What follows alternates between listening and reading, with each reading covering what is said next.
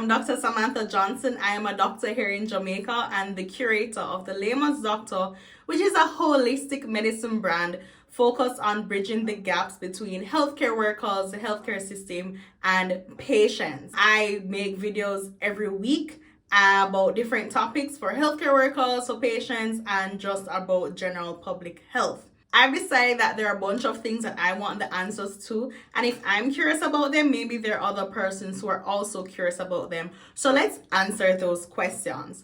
Why shouldn't you have sex after getting a bikini wax? We're talking about a bikini wax. That is in between the thighs, that's the vulva, including the lips as well, and in between the bottom. I'm not a waxer. I've never been waxed. I'm way too afraid of the pain.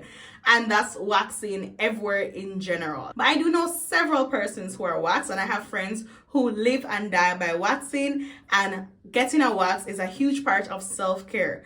And all of them get waxed for themselves. They like the look, they like the feel, they like how long it takes for the hair to grow back. They like that the hair grows back less sparse because you're actually damaging the root, the follicles where the hair comes from. This also includes, even though we're talking about waxing, this also includes sugaring, which is where hair is removed using a kind of, I like to call it caramel because it's almost like a caramelly, thick caramelly type consistency. But basically they use sugar to remove hair in the hair removal process. No matter what type of wax or no matter what type of ingredient you're using to remove the hair, like sugaring, the same process is happening. You're pulling the hair out of its root. Waxes are painful, that's for sure. But I've heard and I've read and I've seen where that pain is very much bearable, and some persons tend to get used to it, and you can also take a painkiller before. But let's get into the meat of the matter. Here's why you shouldn't have sex after getting a wax. You shouldn't have sex right after getting a wax because we have to think about what happens. You have stripped the area not just of hair, but basically of its protective barrier as well. Now, the skin is very sensitive at that moment, and any type of friction, and no matter what type of sex you're having, you will end up having some sort of friction in that area.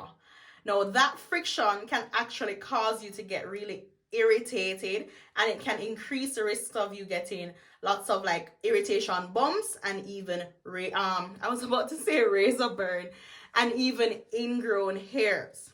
That's one reason you're pulling out hair. This also opens up your skin or opens you up to getting infections because bacteria can enter into those small wounds and cause you to develop infections. Those are the main reasons that I saw on why you should avoid sex after getting a wax or sugaring. Now, how long should you wait? The general consensus is 24 hours. I've seen a range of 12 to 24, but I think 24 hours is a sweet spot. But at the end of the day, you also have to know you and you have to know your body as well. 24 hours might not be enough for you. Especially if you had some bleeding afterwards, you may want to wait that extra time. I read this article about someone's experience having sex just after getting a wax. I can't remember the article details right now, but I will try and find it and link it down in the description box below. And her experience after getting a bikini wax and having sex was that it was absolute pain. She had so much tenderness, bumps, irritation in that area, and it became very painful for her. And she had to wear dresses. Nothing could really touch that area.